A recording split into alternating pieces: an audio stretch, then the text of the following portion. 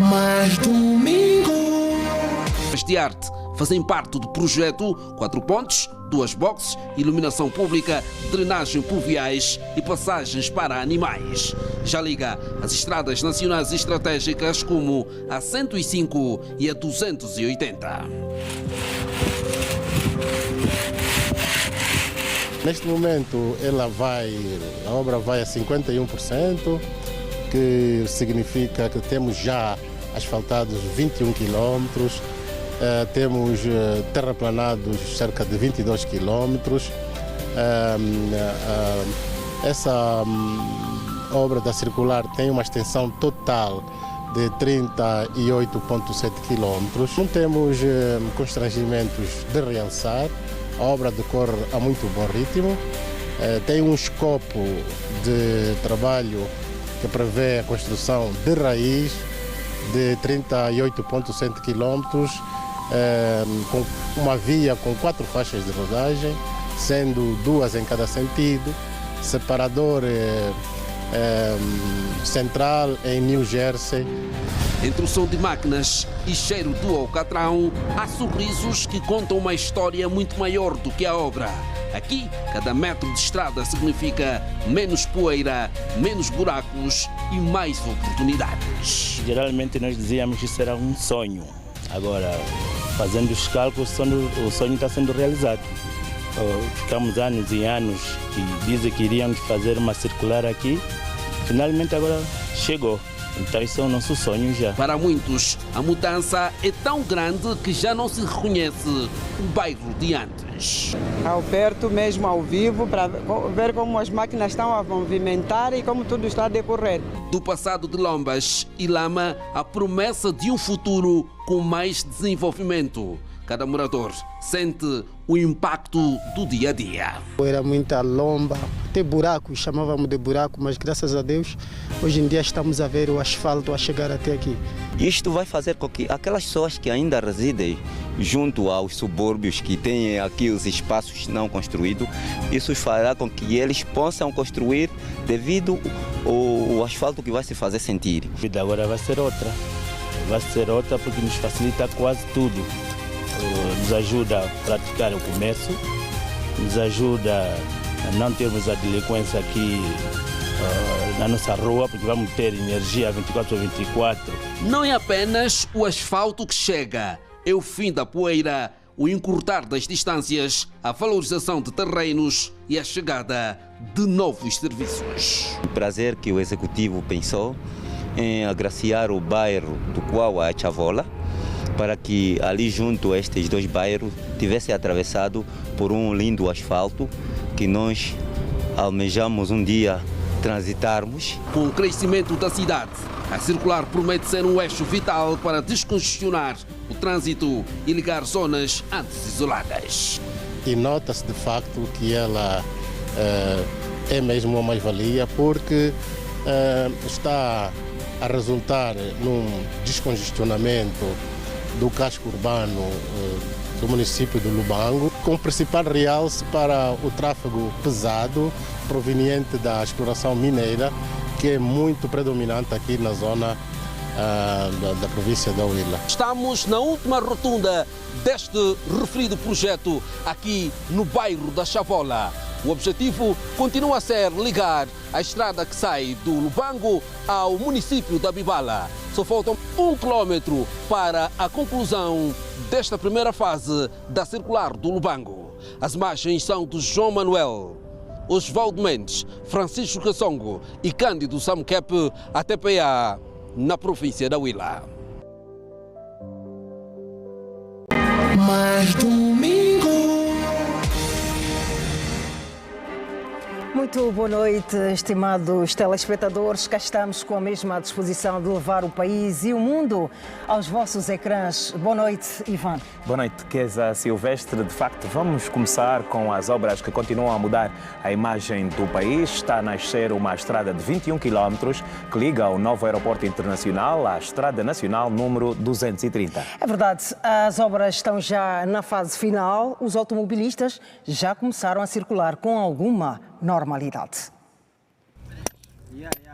Em cada pancada deste martelo traduz-se na força, crença e a felicidade de Clemente José ao fazer parte da rota para o desenvolvimento do país. Saber que vejo fora do país também sinto muito orgulho de ver aqui no nosso país também a desenvolver. Ajudar a construir o país. Me sinto feliz. Contribuições que transformam o país e sustentam famílias. É o caso do jovem Gabriel Francisco. Já consigo sustentar a minha vida na normalidade, ajudo os meus parentes mais próximos e ali a vida está andando. Clemente, Silvio, Gabriel e outros jovens trabalham num dos novos projetos do Ministério das Obras Públicas, Urbanismo e Habitação. Estamos a falar da nova estrada A3, acesso ao novo aeroporto, interligação ao Zango 8000. Para além de interligar, como fez menção, a 230 liga ao novo aeroporto e também liga a nova centralidade do 5000. Quer dizer, ela abrange, tem uma vantagem muito abrangente, porque quem está no Zango 8000 quer aceder à via de Olinda Rodrigues, já não tem a necessidade de seguir para a via expressa. Passa por aqui, passa pela nossa via que está a ser construída atualmente, e consegue aceder à via que nós chamamos Estrada de Catete 230. São mais de 20 quilômetros de estrada neste perímetro aeroportuário. A previsão em termos de quilometragem é 21,7 quilômetros que serão intervencionados nesta nova via. O andamento das obras, como podem ver logo no início da reportagem, é um andamento frenético. Temos equipamento, meios a trabalharem aqui a todo vapor, não temos tido nenhum constrangimento. Acredito que as obras estão num curso bom, considerável. Neste momento, homens e máquinas trabalham para a terraplanagem, construção de pontos de drenagem e a colocação do tapete asfáltico. Também nesse momento, que se conseguirem reparar a minha direita atrás, está a ser feito a última camada em termos estrutural, a última camada do pavimento, que é a camada de desgaste. A infraestrutura conta com a mão de obra de mais de 200 jovens nacionais. Está apenas no fim da sua primeira fase, mas os benefícios já são usufruídos pela população. É a picada. Vamos pela picada. Mas agora a estrada está boa, do 44 até o Zango 8000, sem nenhum problema. Se antes circular da Ponte da Cabala ao Zango 8000 ou mesmo até Calumbo custava mais de 2 horas, hoje o percurso é feito em menos de 1 hora. Está bem viril ele. Quantas horas agora? Aqui 15, 20 minutos já estamos aqui no Zango 8000. Até Zango 4 já estamos aí. O governo continua assim, continua a ficar mesmo no nosso lado. Está a fazer bom trabalho. Trata-se de uma imponente via. No ponto em que nos encontramos, por exemplo, é possível observar a ligação do novo aeroporto, do outro lado, o Zango 8000 e, neste ponto, a Estrada Nacional 230. Uma imponente via que poderá facilitar não só o trânsito neste lado, como na Avenida Fidel Castro e na Estrada dos Zangos. Nelson Cabita, Miguel Ngombo e Manico de Miranda, TPA, no perímetro do novo aeroporto internacional Dr. Antônio Agostinho Neto, província de Icolo-Ibengo. O ministro da Energia e Águas procedeu no Cuito à inauguração do parque fotovoltaico com capacidade para produzir 14 megawatts de potência. João Batista Borges trabalhou igualmente no município do Andulo, onde procedeu ao lançamento do projeto de eletrificação rural a ser implementado nas províncias do Bié, Malange, Mochico, Mochico Leste, Lunda Norte e Sul. O mesmo sol que aquece a terra agora começou a gerar energia fotovoltaica a partir da central do Cuito. Foram instalados mais de 28 mil painéis solares, gerando 14,6 megawatts de potência. Os painéis solares têm duas características, eles são bifásicos, nós fazemos a absorção de energia dos dois lados, tanto da parte frontal como a parte lateral, desta forma aumentamos a eficiência energética. Eles são monocristalininos, o que aumenta a sua eficiência e também o seu tempo de vida útil. Num período de 28 meses, os trabalhos de instalação dos painéis ficaram concluídos. Pensamos que vai ser um grande contributo para que as nossas aldeias também tenham corrente elétrica e assim aos poucos o desenvolvimento se espalhe. Nós, como igreja, temos apelado, temos passado a nossa mensagem de que não é bom, o bom cidadão é aquele que preserva aquilo que é público. Dias melhores para a atividade econômica, reduzindo os combustíveis fósseis. Aí está também uma soberana oportunidade para o setor privado garantir a continuação da execução dos projetos no âmbito do revestimento do tecido industrial para recuperar o lugar que sempre lhe foi merecido na perspectiva do desenvolvimento econômico, social e sustentável para a nossa província. Vai permitir ao governo poupar anualmente mais de 68 milhões de kwanzas na aquisição de combustíveis, garantindo maior expansão dos serviços dentro e fora do casco urbano do Quito. Significa que nós temos que adotar soluções mais baratas, soluções que possam permitir que com menos dinheiro ou com a mesma quantidade nós possamos fazer mais ligações e mais redes e eletrificar mais áreas. Isso só é possível utilizando soluções de produção de energia que sejam baratas. E hoje nós não temos uma energia tão abundante e tão barata como o sol. O sol está em todo o país. Já no município do Andulo, o ministro da Energia e Águas lançou o Projeto Nacional de Eletrificação Rural, cuja abrangência é de 6 províncias do país. Fruto da paz, nós estamos também a realizar estes projetos na província do Bié e um pouco nas outras províncias do país. Queria também recordar 2022, quando, durante a campanha eleitoral, Sua Excelência o Presidente da República, João Manuel Gonçalves Lourenço, no comício de campanha no Quito, disse que o Executivo iria eletrificar todas as sedes municipais do Bié até 2027. Durante este mandato, já conseguimos levar energia elétrica do Sistema Nacional ao Xinguar, recentemente Camacupa e Catabola, e agora vamos então começar estas obras no Cunhinga, no Andulo, na Nhareia, no Chitembo, no Cuemba e também, eu trouxe essa novidade aqui hoje, ideia nossa camarada governadora, em Calucinga, que é a nova sede municipal. O projeto de eletrificação rural está orçado em mais de 1.000 milhões de euros e vai levar energia elétrica a mais de 1 milhão de pessoas em 60 comunas de 6 províncias.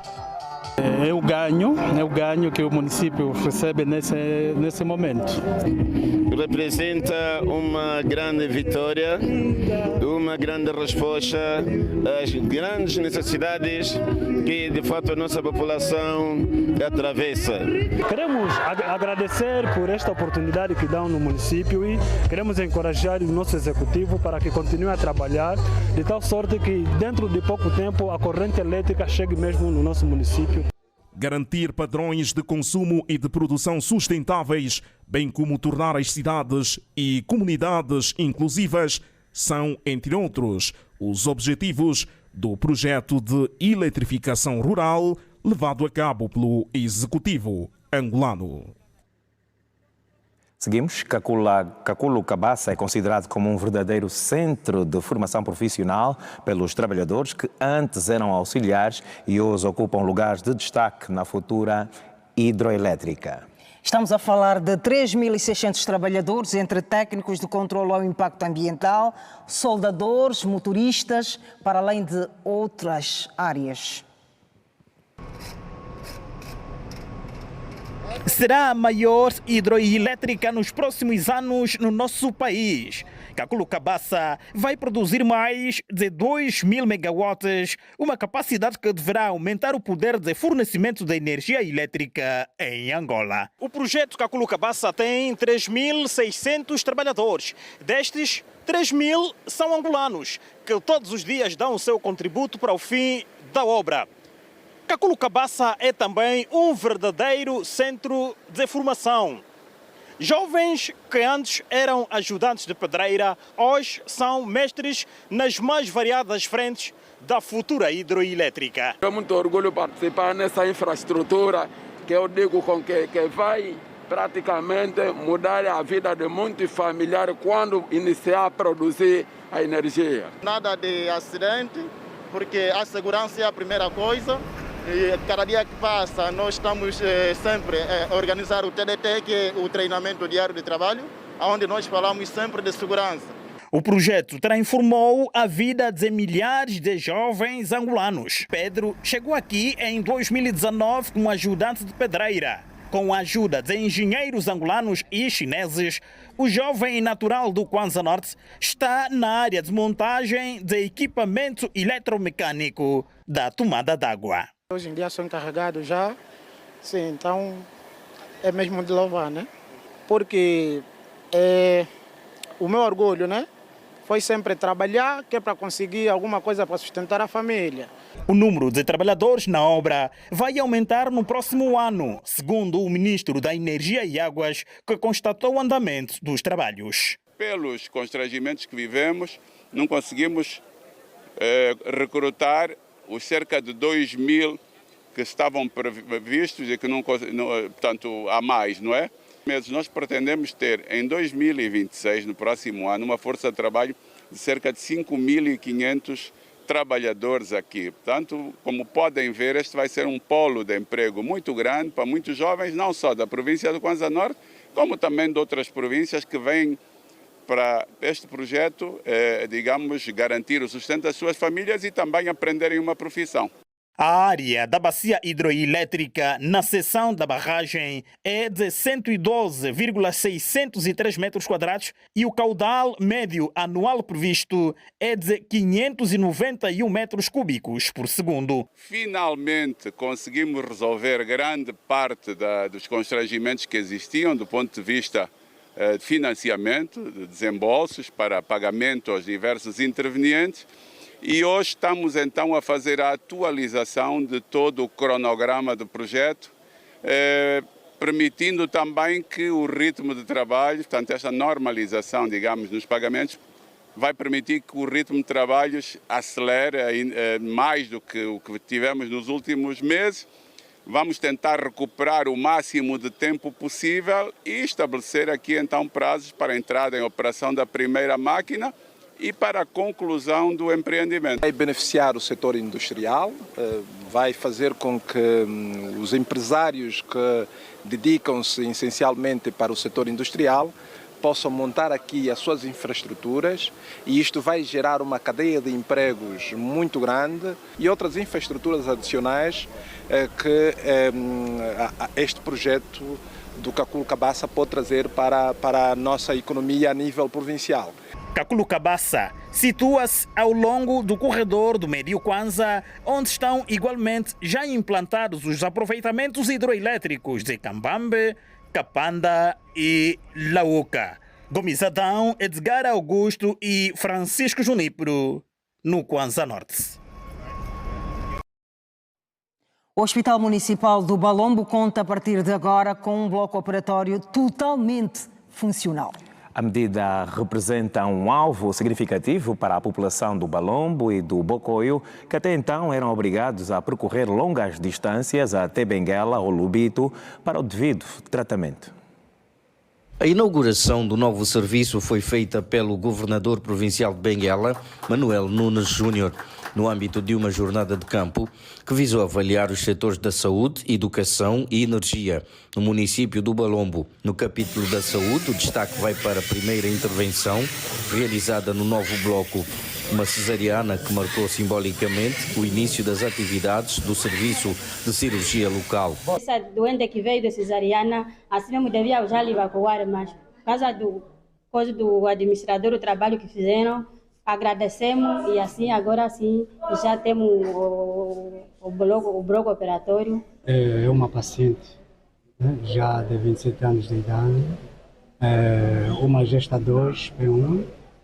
Pronto, deu entrada esta manhã mesmo, digamos, caiu de paraquedas, já com um diagnóstico de gravidez de termo e uma cesariana anterior. A princípio já foi operada numa outra instituição e pronto, teve o prazer de conceber novamente e pronto, indicamos candidata a cesariana. Temos dois médicos de ginecobstetrícia, um médico de cirurgião geral, um médico de ortopedia. Estão aqui conosco. Na verdade é um marco muito importante para a nossa população. É aquilo que nós esperamos por muito tempo, porque nossos doentes saíam daqui para o Balão, para o Bocoio, para o Lubito, para a Benguela, mas com a dificuldade da estrada, às vezes recebíamos situações tristes, que às vezes a mãe perdeu o bebê no caminho, teve uma ruptura uterina, e aquilo era uma coisa muito triste para nós como médicos. Mas com este bloco, então, uma importância muito grande para nós, para a vida dos munícipes. Durante a visita, o governador tomou igualmente contacto com os desafios no setor da energia. A Vila do Balombo está há mais de 2 meses sem fornecimento de eletricidade devido à avaria de 2 grupos geradores. A nossa juventude está a reclamar muito pela corrente elétrica que tanto faz falta e é a razão pela qual levamos Sua Excelência, o seu governador, na central térmica apresentar as situações que nós vivemos. Na área da educação, os antigos edifícios da repartição municipal e da biblioteca foram destacados para reabilitação, uma iniciativa voltada à recuperação de infraestruturas públicas essenciais. O município do Balombo era dos poucos que não tinha um bloco operatório. Portanto, agora passa a ter o seu bloco operatório. E é um bloco operatório, por aquilo que foi informado, poderá fazer intervenções em obstetrícia, poderá fazer em ortopedia e também em intervenções gerais, medicina geral. Este é um passo importante, estamos a resolver os problemas passo a passo, gradualmente, e sempre que tenhamos meios para fazer, iremos fazer. E consideramos que este passo é realmente um passo importante para a vida das comunidades. O município do Balombo, localizado a norte da província de Benguela, dá assim mais um passo importante no caminho para o desenvolvimento social e humano. E grande parte dos tijolos produzidos no polo industrial do Negás, para além de serem comercializados nas províncias do Kwanza Norte, Malange e Zaire, a RDC é outro destino da produção. A unidade Fabril entrou em funcionamento há 2 anos e, para além de fabricar tijolos, brevemente prevê começar a fabricar telhas. De segunda a sexta-feira, a unidade Fabril abre as portas para dar início a mais uma produção de tijolos. São homens e mulheres comprometidos com o trabalho. E tudo começa aqui, onde a argila é colhida bem na zona adjacente à unidade Fabril. Começa a ser quebrada em pedaços menores para facilitar o processamento e depois é misturada com água para formar uma massa homogénea. A coluna de argila é cortada em tijolos, geralmente com fios metálicos. Daí, os tijolos são secos para remover a umidade, seja por secagem natural ou nestes túneis de secagem em fornos com altas temperaturas, cujo objetivo é de adquirirem resistência e durabilidade. Nesta secção estão 7 mulheres para dar suporte à organização do produto, ainda em fase inicial de fabrico. Depois da máquina que é a maromba, tem a cortadeira. Depois da cortadeira passamos para as grades. Normalmente enchemos as grades com 300 tijolos no mínimo, de 15. De 12 ultrapassa os 300. Depois das grades nós enviamos para o secador. Para o secador vai para a secagem, depois da secagem passa para a montagem de vagão. consoante que entra para o forno. Normalmente esse é o processo que nós fazemos. As escolas que lecionam cursos de construção civil, eletricidade e canalização já começaram a enviar para esta unidade os seus estudantes com o objetivo de realizarem estágios curriculares. Agradeço pela instituição por me conceder essa oportunidade de estar aqui como estagiário. Estou a gostar muito ver essa realidade e trabalhar em equipa. Nós fizemos aqui o processo de transformação da argila em tijolo. Começamos no primeiro processo, que é o caixão alimentador. Depois temos a segunda máquina, que é o desintegrador, que é a que tem a função de desintegrar, no caso, parte dos torões numa camada mais inferior. E posteriormente temos o laminador 2. O laminador 2 tem a função de bater ou torturar argila numa camada mais inferior que o desintegrador deixa. O produto fabricado aqui é normalmente comercializado em território nacional e na vizinha República Democrática do Congo. Nossos produtos já chegam para Luanda, Malães, Kwanza Norte e especificamente aqui a UIS. No produto aqui onde nós estamos, no produto pronto, estamos hoje nós estamos produzindo 70 mil tijolos por dia e queimando 20 mil pronto para o comércio, né? Pronto para os nossos clientes. 20 mil por dia, hoje nós estamos conseguindo chegar a essa média de 20 mil tijolos por dia pronto, queimado. Nós admitimos consoante a idade e alguns foram adquirindo alguma experiência cá mesmo na nossa indústria. Esta unidade fabril tem perto de 100 jovens a trabalharem e a garantirem também o sustento nas diversas obras de impacto social em curso, não só na província do Uís, como também nas vizinhas províncias de Malães, Kwanza Norte e Zaire. Aqui no polo industrial do Negage estão também outras unidades fabris a fornecerem água mineral e papéis. É aqui onde está localizado o polo industrial da província, com 8 unidades fabris a trabalharem 24 horas ao dia. Com as diversas obras de impacto social em curso, este material é agora a necessidade que se impõe para além do adobe e também do bloco. As imagens são de Filomão Matondo, Xavier Basílio, TPA, no polo industrial do Negage. A produção de tilápia, vulgo cacuço, na província de Bengo, poderá aumentar ainda este ano de 60 para 100 toneladas por mês. E o projeto King Solomon, situado na cidade de Cachito, emprega agora cerca de 126 jovens e contempla uma fábrica de ração capaz de produzir 40 toneladas por mês.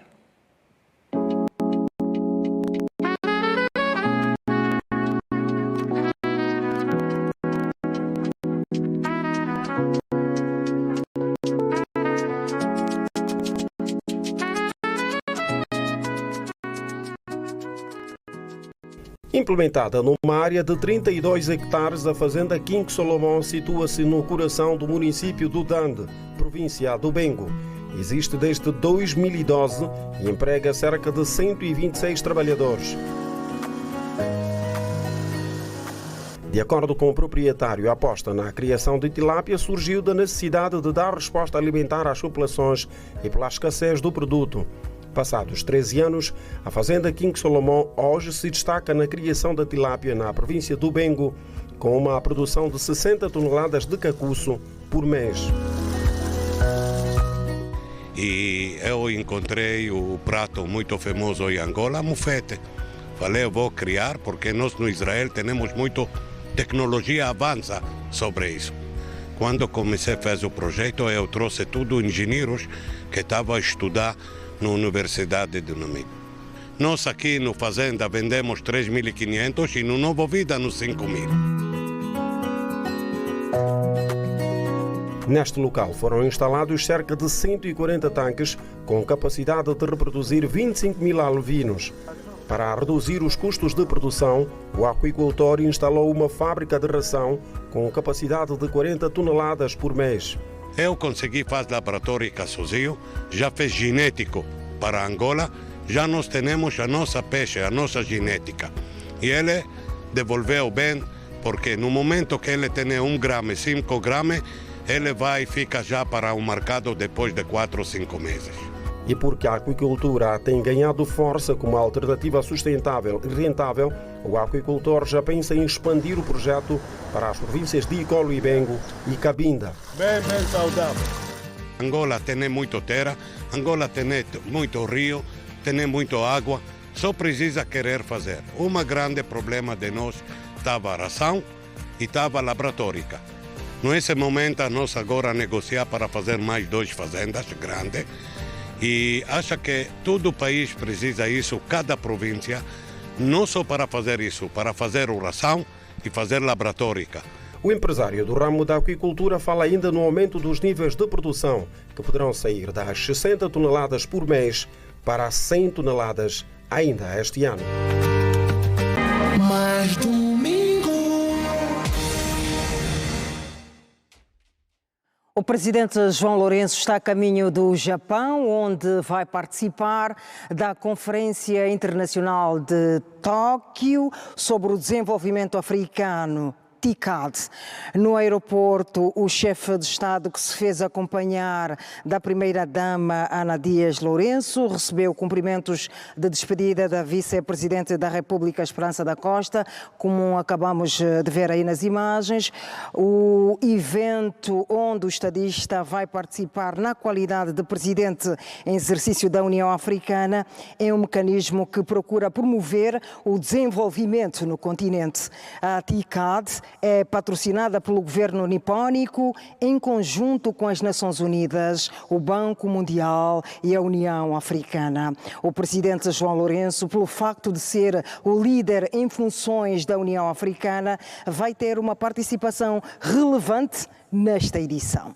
Pessoas, planeta e prosperidade no mundo em mudança é o tema da 9ª edição da TICAD e vai decorrer na cidade de Yokohama e deverá contar com a presença de numerosos chefes de Estado e de governos africanos, o primeiro-ministro do Japão, líderes das Nações Unidas, do Banco Mundial, da União Africana e parceiros do setor privado e da sociedade civil. As Ilhas Seychelles assinaram um acordo sobre isenção mútua de vistos em passaportes diplomáticos, oficiais e de serviços.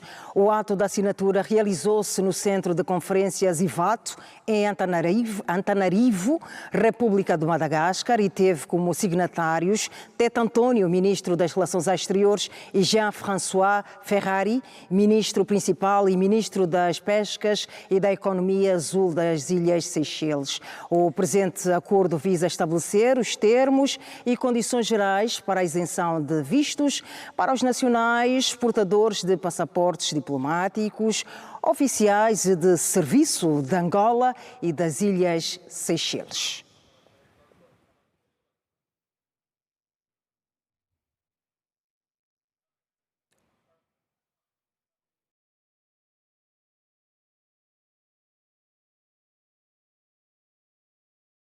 Afrobasket 2025 foi até ao último suspiro. Angola derrotou ontem o Sudão do Sul por 66-64 para se qualificar de forma direta para os quartos de final do Afrobasket. Os Endeca campeões terminaram invictos já a primeira fase da prova. O 5 nacional já está em Luanda. No cartaz, Angola-Sudão do Sul era, para muitos amantes de basquetebol, a final antecipada desta Afrobasket.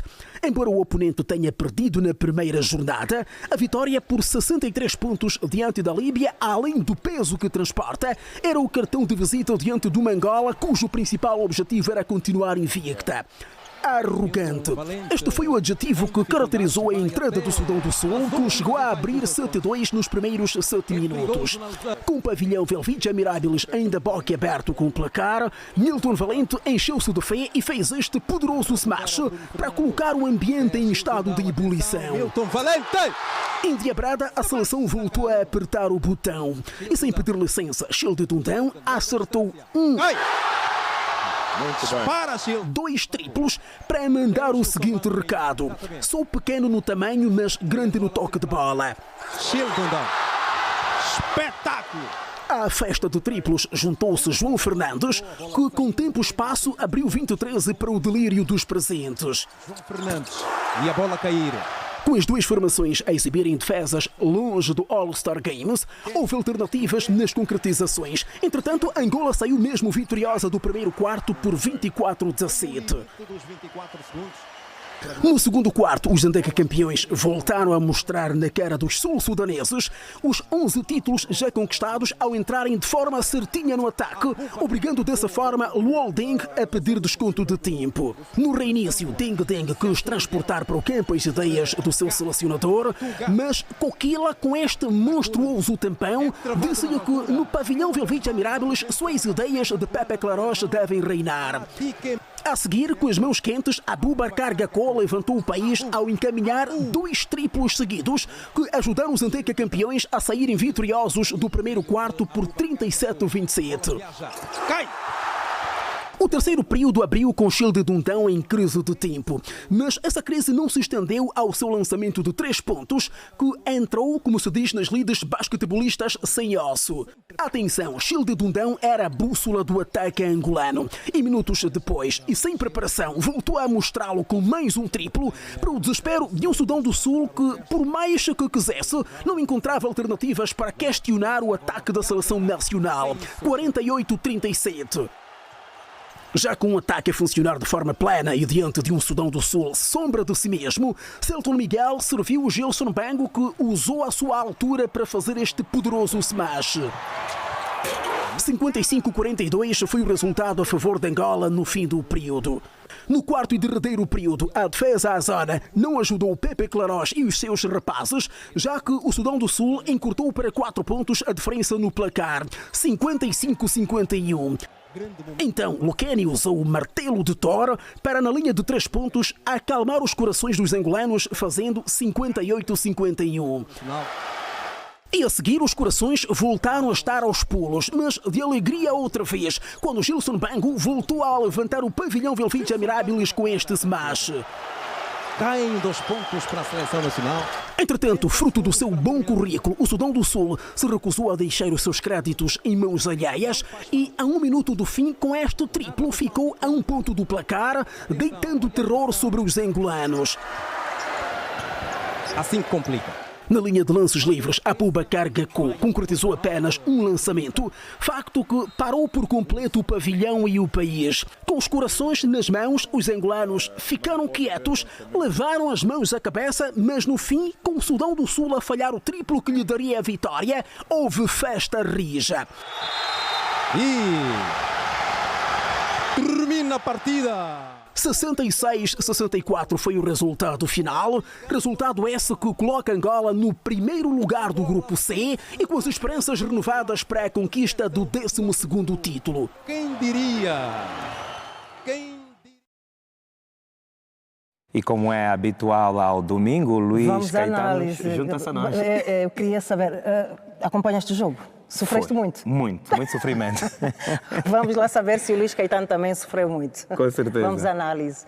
Luís, boa noite. Foi um jogo impróprio para cardíacos, podemos assim dizer? É verdade, Chiesa. Boa noite também para o Ivan e os nossos telespectadores do Mais Domingo. Foi um suspiro no final para todos os angolanos que viveram aqueles segundos finais da partida com muita emoção diante de uma seleção muito forte. A seleção do Sudão é uma seleção que espantou o mundo, portanto não foi só a África, mas o mundo ficou espantado devido à sua performance no último ano. Foi um jogo que eu considero uma autêntica final antecipada, mas atenção, mérito total para a nossa seleção. A nossa seleção é que não deixou jogar a seleção do Sudão do Sul.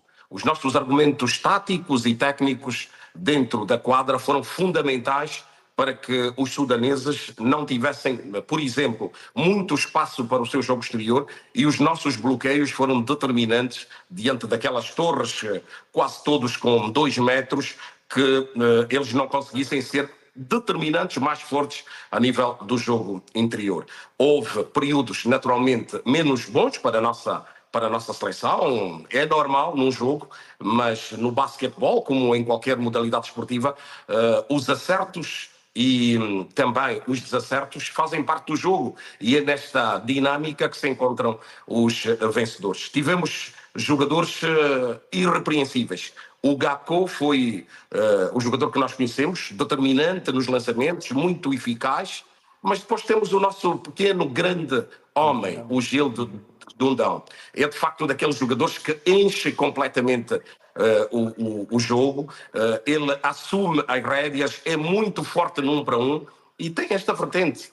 Também gosta de ensaiar os lançamentos de 3 pontos e ontem, particularmente, foi feliz em 3 ocasiões e conseguiu dar aquela sustentabilidade que a equipa precisava nos momentos mais delicados. Foi uma vitória meritória da nossa seleção nacional. Deixa aqui um aviso à concorrência. Foi importante Angola ter vencido o Sudão para que os outros candidatos sentissem que Angola, pelo facto de estar a organizar e pelo seu histórico, pelo seu palmarés vitorioso, está nesta competição para lutar pelo título. Aliás, como dissemos no último domingo, Angola tinha que dar um sinal de força. Angola tem a alma do basquetebol, tem a história, é a maior potência do basquetebol africano sénior masculino a nível do seu palmarés, com 11 títulos conquistados, muito distante das outras seleções e, de facto, começamos aqui uma caminhada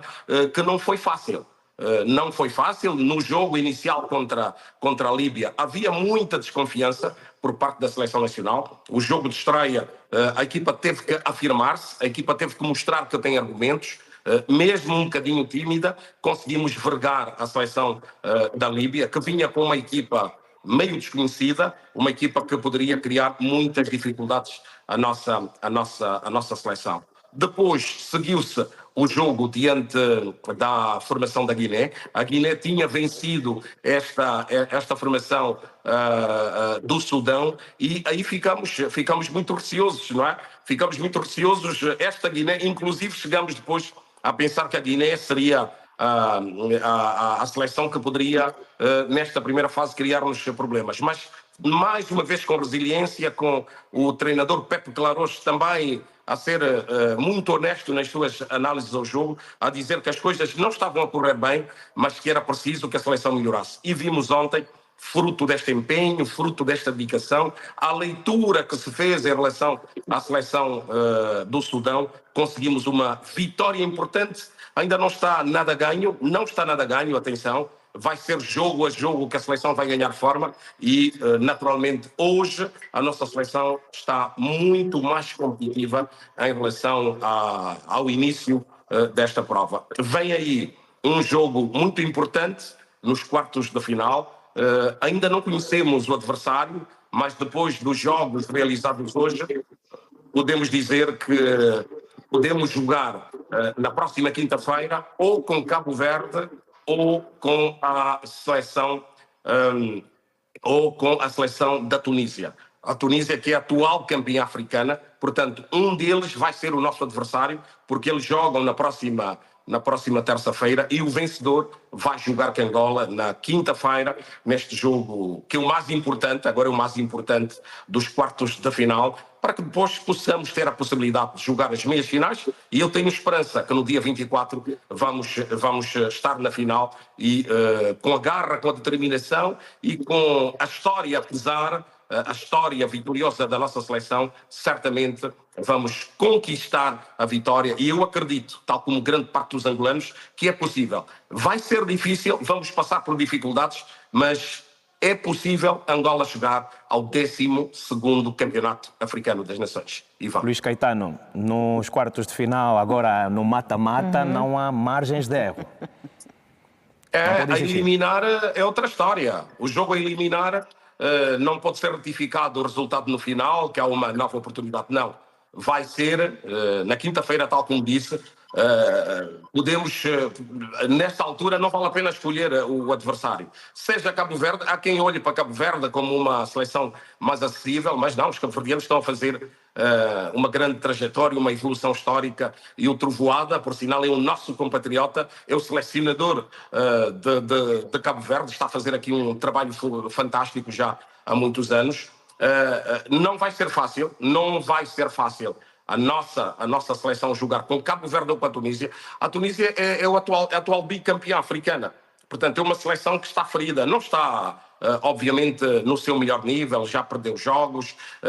Eu estive a ver um dos jogos e notei que a equipa não tem muitos argumentos, portanto, é uma seleção que está ao alcance da nossa seleção, mas vai ser nos detalhes, vai ser na entrega e, atenção, no apoio do público. Será fundamental que na próxima quinta-feira aqui a Arena de Quilamba esteja completamente lotada para que a seleção sinta o calor dos angolanos que estarão lá. Naturalmente que milhares e milhares de telespectadores vão acompanhar pela TPA o jogo e vai ser nesta corrente positiva que eu acredito que... Estamos de volta com as notícias no Mais Domingo. Durante 7 anos, entre os 6 e os 13 anos de idade, uma menina viveu o terror do abuso sexual dentro da própria casa, tendo como agressor o próprio tio. O silêncio da família, que optou em não denunciar as autoridades, mesmo após descobrir o crime, expôs ainda mais a vítima, a dor e ao abandono. Acompanhe a seguir a reportagem da Nádia Amaral.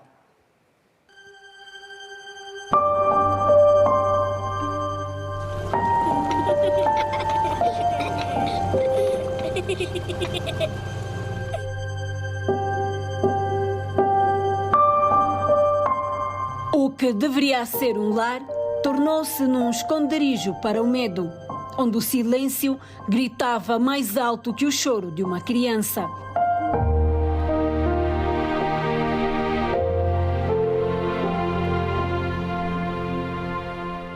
Um crime silencioso que deixa marcas profundas e quase sempre invisíveis. É preciso olhar com atenção, ouvir com sensibilidade e proteger quem ainda não sabe se defender.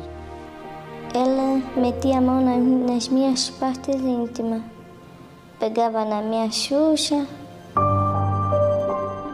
Uma infância sem bonecas e brincadeiras, só o peso do toque cruel de quem deveria proteger. Eu contava na minha mãe, a minha mãe não acreditava. Eu contava no meu pai não acreditava. Cada noite, uma prisão sem grades, onde o monstro não vinha dos sonhos, mas estava no quarto ao lado.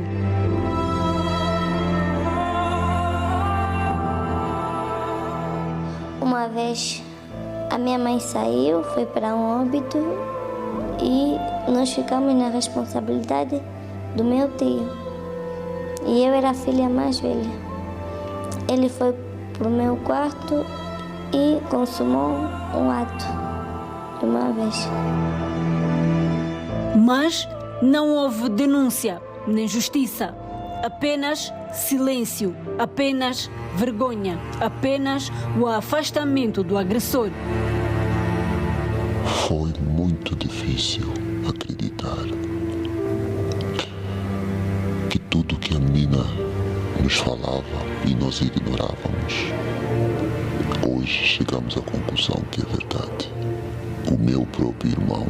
Pequena demais para entender, sozinha demais para ser ouvida. E hoje não temos cara de como poder enfrentar. Decidimos abafar para que não se subentendesse como uma exposição familiar. Hoje a sociedade só condena, sendo um irmão, sentimos aquele receio de que iríamos nos expor muito. Então decidimos deixar assim. Este é apenas um de vários casos que têm chocado a nossa sociedade. Uma criança desprotegida é uma criança vulnerável a todo tipo de abuso. Uma criança que é abusada hoje fica mal e no futuro fica destruída.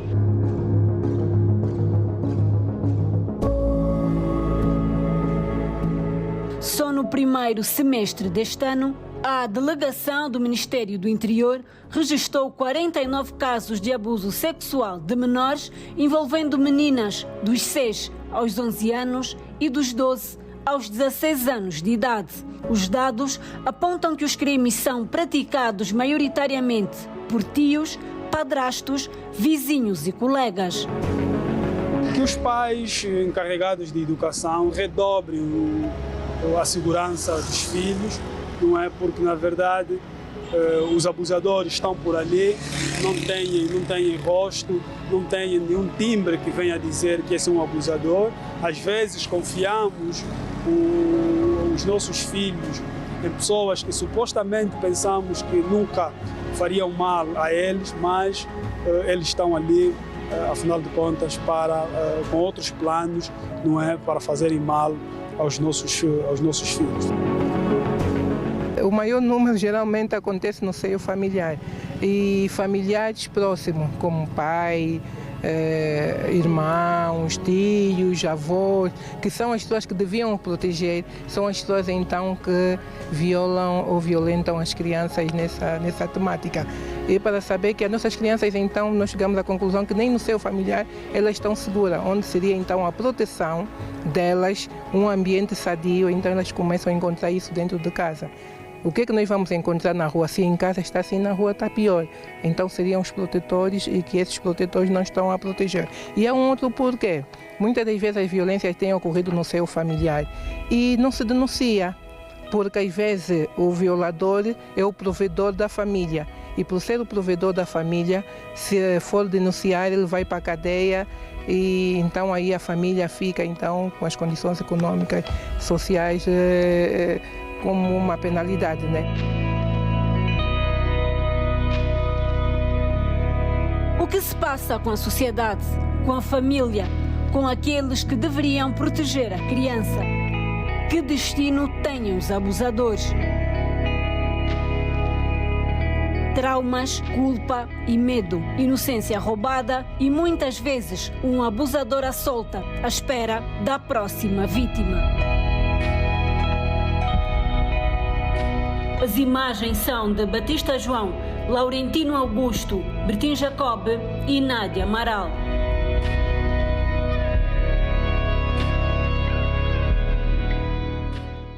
Foi a 17 de agosto de 2001 que os toquistas inauguraram o Templo de Deus Vivo em Luanda, na zona do Golfo.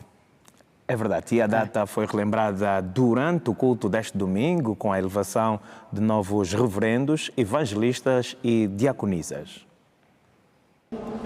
A Catedral da Igreja de Nosso Senhor Jesus Cristo no Mundo completou 13 anos desde que foi inaugurada em 2001.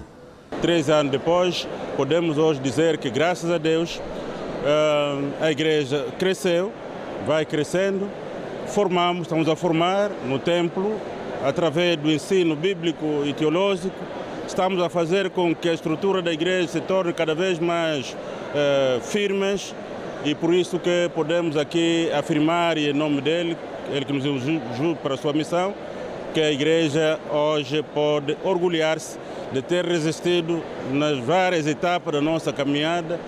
A memória de Simão Gonçalves Toco será gratificada com um memorial. Que será uma obra emblemática e certamente que não podemos avançar só por entusiasmo, mas vamos avançar logo que o sino do Espírito Santo tocar no nosso coração. A Casa do Deus Vivo, como é chamada pelos crentes, tem sido um espaço de bênção e adoração ao Criador, também de soluções para as preocupações de famílias, jovens e adultos. 3 momentos marcaram a efeméride. Primeiro, a elevação de 12 novos reverendos.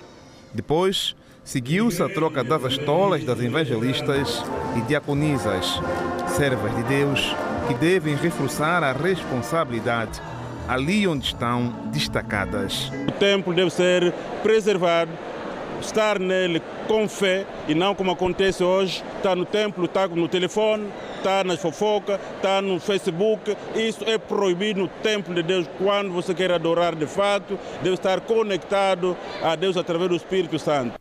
Toquistas relembram a data de inauguração do Templo do Deus Vivo com festa e alegria. E o novo templo da igreja Kimbanguista, erguida no município do Camama, em Luanda, foi inaugurado neste sábado. O local pode albergar mais de 20 mil fiéis. Líderes religiosos, diplomatas e políticos fizeram-se presentes na cerimónia de inauguração.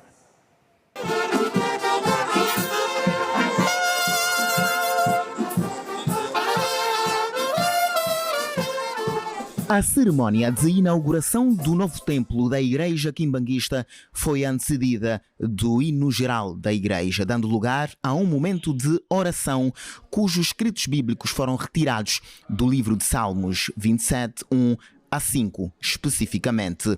Foi um dia esperado com grande expectativa e entusiasmo pela comunidade quimbanguista que vieram de todas as províncias do país e de outras partes do mundo. Foi um evento marcado pela presença de inúmeras personalidades, entre eclesiásticas tradicionais ligadas à diplomacia e à política, com destaque para o governador da província de Luanda, ministro da Cultura, primeiro vice-presidente da Assembleia Nacional em representação de Carolina Cerqueira, representante da Casa da Presidência da República e do MPLA, e a secretária-geral da OMA. Acreditamos que fé e ação caminham lado a lado e que juntos podemos promover a paz, a solidariedade e o progresso da nossa província. Ao reconhecermos este templo, reafirmamos a importância de conciliar a liberdade de culto com o escrupuloso cumprimento das normas legais, urbanísticas e de segurança. Condição essencial para garantir direitos, proteger vidas e harmonizar a convivência nas nossas sociedades. Que este templo seja um refúgio para os cansados, um hospital para os feridos, uma escola para os discípulos de Cristo e uma torre de luz para todos que buscam a paz. Porque conhecemos bem o trabalho da Igreja Quimbanguista, desde a existência da Mamã Quimpa Vida, a Mamã Muilo e todas as outras mulheres que se entregaram em nome do cristianismo, em nome da africanidade e em nome da afirmação da mulher naquilo que é a obra do Senhor. Este exemplo da Igreja Quimbanguista tem que ser replicado. Nós precisamos de replicar isso para outros lugares, para outras comunidades, para o resto da sociedade, para mostrarmos verdadeiramente que, afinal, unidos e com trabalho conseguimos. É possível demonstrar que os exemplos de liderança também estão aqui demonstrados, quer em relação ao jubileu da Igreja como o jubileu do país, e são lideranças que coincidem exatamente com o sentimento de querer fazer bem ao povo, com o sentimento de trazer os melhores resultados para Angola. Com este templo, reforça-se a consolidação da fé e a importância da Igreja em Angola. Cá estamos para presenciar deste evento um edifício com mais de 20 mil lugares, quando é para preencher a sua capacidade de lotação. Na verdade, é um dos maiores templos desta igreja em África Central e sobretudo em Angola. A igreja é um lugar, é um espaço onde se ensina a doutrina do Supremo, que é Deus. Então, dali que é necessariamente que se dê um aproveitamento necessário, porque é ali onde está tributos que podem salvaguardar a nossa vida de coesão, de união, enquanto nós estivermos nesta terra carnal. A liderança da Igreja Quimbanguista está na sua segunda geração. Está a cargo dos netos do líder fundador Simão Quimbangu. O líder e representante legal da Igreja em Angola, Papá Kisolokele Kiangani Paul, considera ser este um momento histórico. Um templo, pela essência, é casa de Deus. Então, quando um filho construir uma casa para seu pai, receba a bênção. Então, é um lugar que cada vez que temos um problema, uma preocupação, vamos vir chorar para encontrar uma solução. Este imponente templo foi construído numa área bruta de 4 hectares. Em apenas 1 ano e 6 meses está finalizado. Possui 2 pisos e é resultado do empenho e união de toda a comunidade quimbanguista. E o secretário-geral do SICA apelou à calma da juventude e apontou o diálogo como forma de resolução dos problemas sociais que os afligem. O responsável do Conselho das Igrejas Cristãs de Angola falava à margem do encerramento do Acampamento Nacional da Juventude, Aldeia Ecuménica 2025, que juntou mais de 2.000 jovens durante 5 dias na província de Icolo-Ibengo. Esta é uma matéria para acompanhar ao longo deste jornal do Mais Domingo. Vamos seguir com a Conferência Episcopal de Angola e São Tomé, que celebrou com fé e solenidade o jubileu dos 50 anos da Diocese de Saurimo. Um ato marcado com a ordenação de novos sacerdotes e diáconos chamados a expandir o Evangelho de Cristo. Criada pelo Papa João Paulo VI, a Arquidiocese de Saurimo foi uma das 4 erguidas simultaneamente com as de Menongue e Ondiva. Por essa razão, a CIAST decidiu celebrar o jubileu de forma faseada ao longo do mês de agosto. O encerramento solene das festividades jubilares ocorreu neste domingo com a missa jubilar, momento alto da celebração, presidida pelo Núncio Apostólico em Angola e São Tomé, acompanhado de outros prelados da Conferência Episcopal, marcado por oração, louvor, reflexão e renovação da fé. Entre os convidados de honra estiveram os governadores da Lunda Sul, Daniel Neto, além da vice-governadora do Mochico e outras figuras da vida política angolana. É precisamente nesses momentos que o Senhor lhes repete: não temais, pequeno rebanho, porque aprove ao vossos pais dar-vos o reino, para que este seja difundido em todo o território desta arquidiocese, sua santidade. Enviada ao mundo para anunciar o Evangelho da salvação e da paz. Maria esteve sempre unida à palavra, esteve sempre unida ao Verbo de Deus, que se fez carne e se doou ao mundo como pão da vida. Por isso, ela, além de inspirar todos os fiéis, inspira de maneira especial estes jovens diáconos e sacerdotes, que por consagração devem amar a palavra e serem os primeiros a colocá-la em prática. Entre testemunhos de fé e devoção, os cristãos partilharam a alegria de participar no jubileu. E nós viemos exatamente manifestar a nossa fé, a nossa alegria, a nossa participação como cristãos nesta grande celebração que acontece raramente de 50 em 50 anos. A Arquidiocese de Saurimo celebrou os 50 anos da sua criação sob o lema Corações ao alto, pés em marcha.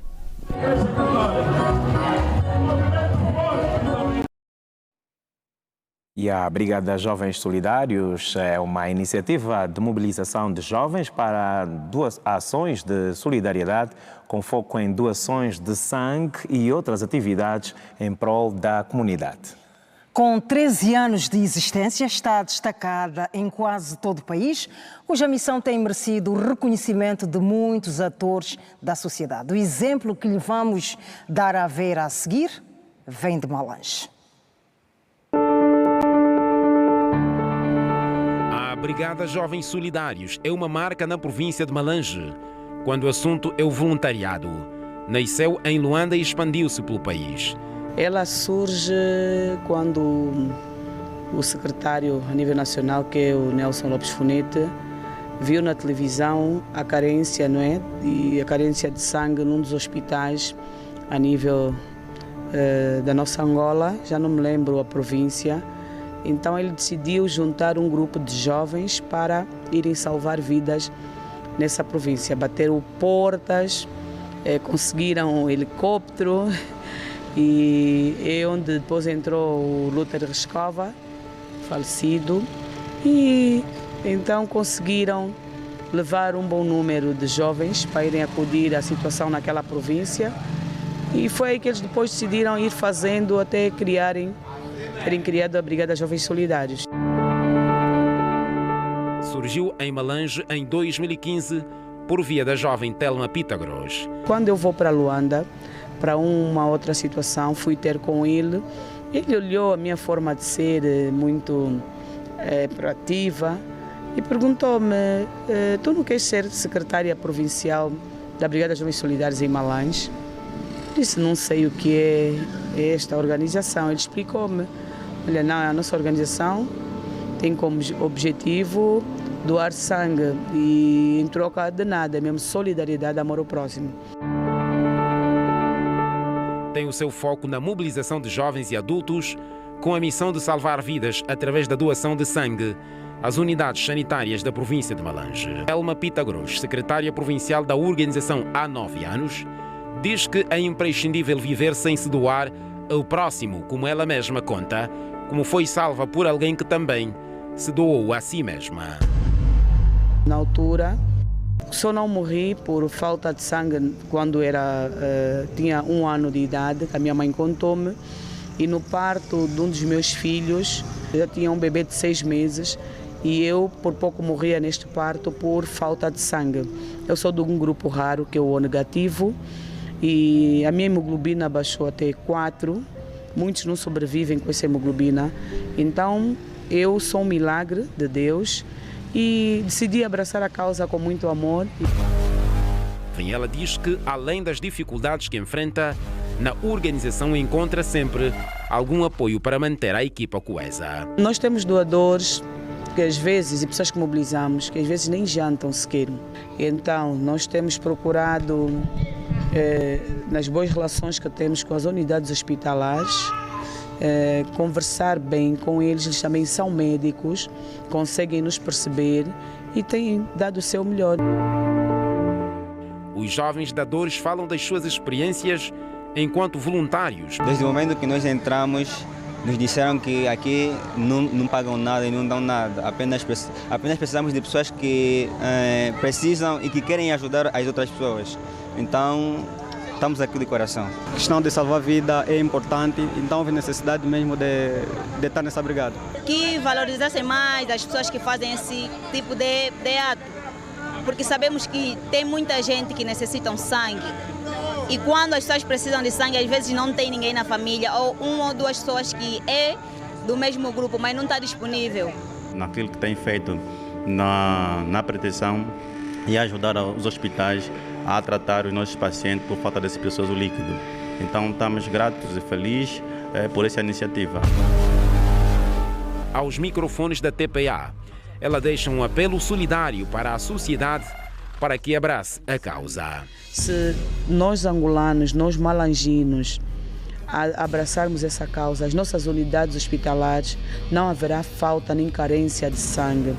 Vidas serão salvas todos os dias, porque também todos os dias morrem pessoas por falta deste líquido. Então, eu digo, Angola acorda, Malães acorda, Malães precisa de nós, Angola precisa de nós. Seja solidário, salve vidas e doe amor.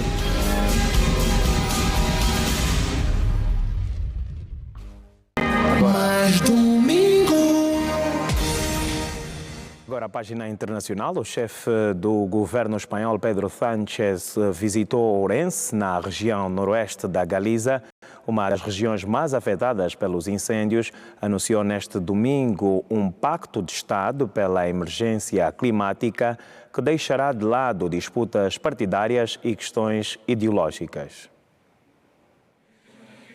O governo espanhol vai trabalhar a partir de agora para que em setembro possamos ter as bases deste pacto de Estado para a mitigação e adaptação à emergência climática, declarou Sánchez, garantindo que tudo será feito para que as vítimas dos incêndios possam retornar à vida normal o mais rápido possível. O líder socialista acrescentou que é necessário focar nas evidências científicas e agir em conformidade diante do agravamento e da aceleração dos efeitos da emergência climática no nosso país. Isso envolverá todas as administrações públicas, não apenas elas, mas também os grupos parlamentares do Poder Legislativo, a sociedade civil como um todo, a ciência, as empresas, os sindicatos, em suma, todo o país. Dados indicam que nos últimos dias mais de 70 mil hectares foram queimados na Espanha, para além de 157 mil desde o início do ano, de acordo com o Sistema Europeu de Informação sobre Incêndios Florestais. Especialistas estimam que a mudança climática aumenta a intensidade, a duração e a frequência das ondas de calor extremas que alimentam os incêndios florestais. Na visita ao município de Ourense, o chefe do governo foi cobrado por mais meios e recursos para o combate aos incêndios e garantiu todos os recursos necessários para combater esta crise que classificou como dias complexos. Foi confirmada por Sánchez o envio de 500 soldados do Exército para auxiliar no combate ao fogo. A Espanha ativou, a 12 de agosto, o Mecanismo Europeu da Proteção Civil. O país recebeu aviões da Eslováquia, França, Itália, Holanda e Alemanha. Segundo o líder espanhol, esta foi provavelmente a maior mobilização deste mecanismo em curso em Espanha. Volta a casa, no Ambo, os amantes de cinema tiveram a oportunidade de assistir a uma peça de produção nacional projetada em tela gigante de forma gratuita. É verdade, e a iniciativa é do Cine Zunga, em parceria com a Geração 80. Levar o cinema nacional às comunidades é o objetivo do projeto. Noite de sábado, o ambiente tranquilo e propício para quem gosta de assistir um cinema de produção nacional, principalmente ao final de semana. É uma experiência única e que para nós, enquanto munícipes e não só pertencentes à província do Ambo, louvamos e agradecemos, sentimos-nos honrados. O que tem feito por nós no cinema angolano é de louvar. Não tem ator, é uma referência para mim. Alguns jovens que chegaram à província para um acampamento religioso, como é o caso destes fiéis da Convenção Batista de Angola, aproveitaram a ocasião para assistir ao cinema nacional, que retrata o dia a dia das famílias angolanas, uma proposta do Cine Zunga.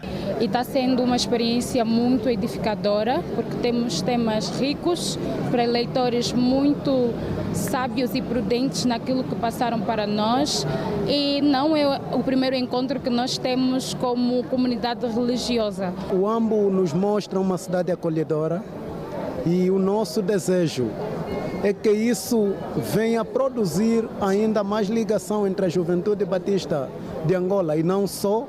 A ideia do projeto, de acordo com os seus promotores, é não entreter apenas a população, como também educar e sensibilizar a sociedade, sobretudo a nova geração, através de filmes produzidos localmente. A experiência é positiva, é sempre bom para a província do Ambo ter este tipo de projetos.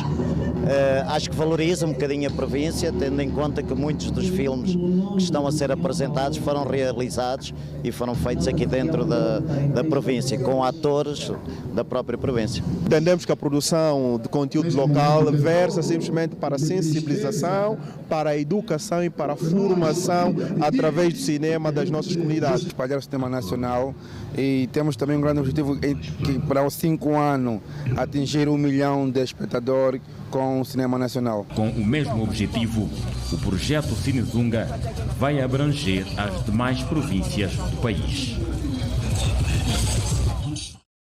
E 3 artistas angolanas estão a chamar a atenção na Expo Japão 2025. Estamos a falar de Fineza Teta, Daniela Ribeiro e Carla Silva, que se destacam com as suas obras numa exposição cultural com inspiração nipónica. O jornalista Nelson José traz os detalhes do intercâmbio artístico que aproxima Angola e o Japão pela força das artes. Veja a seguir.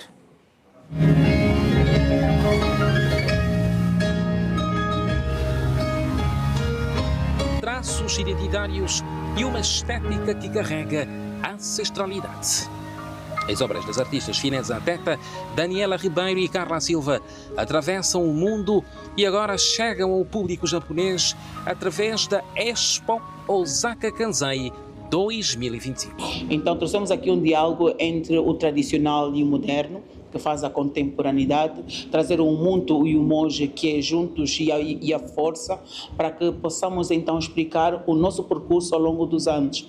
porque sempre temos ditado e gritado sobre o nosso colonialismo e a forma como fomos explorados, mas é preciso dizer que através dessa exploração nós conseguimos influenciar muitas culturas. Falamos sobre as culturas da Umbanda, culturas na Bahia do Brasil, mas não só o mundo. Pablo Picasso foi muito influenciado com as máscaras africanas, sobretudo as máscaras congos e as máscaras do Ghana, e dela trouxe uma das suas maiores obras, que é a Mademoiselle de Lavignon, e assim trouxe todo o cubismo e a influência na arte e no mundo. Então os africanos têm muito para influenciar, muito para mostrar, e este é o nosso papel aqui com curadoria nesta exposição.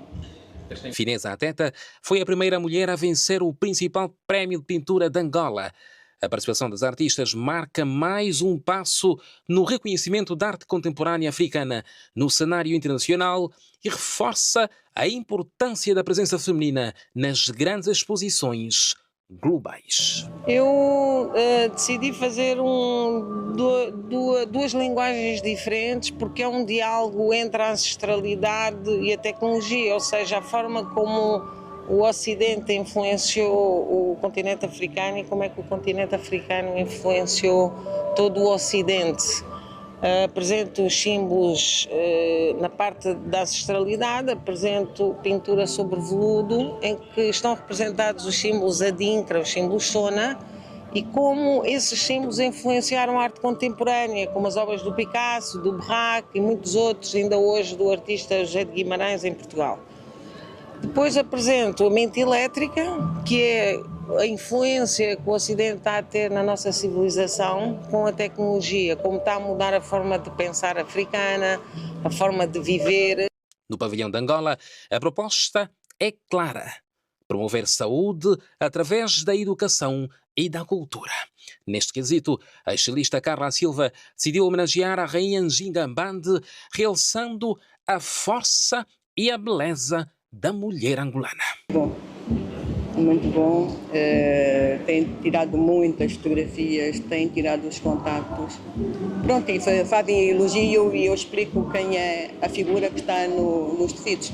Por exemplo, atrás de mim, este é o último padrão que eu fiz, tem a ver com os descobrimentos. Se repararem na saia, tem a rainha, tem a cidade de Luanda, tem a fortaleza, as naus, o Museu da Escravatura.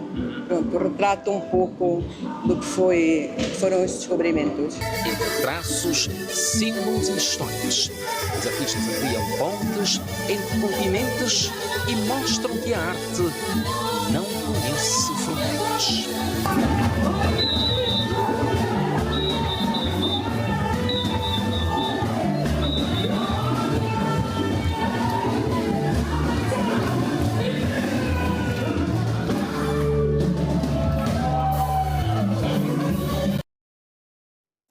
É verdade, e o Presidente da República também está a caminho do Japão. Assim, com a inspiração nipônica e a alma angolana, colocamos ponto final a esta edição do Mais Domingo.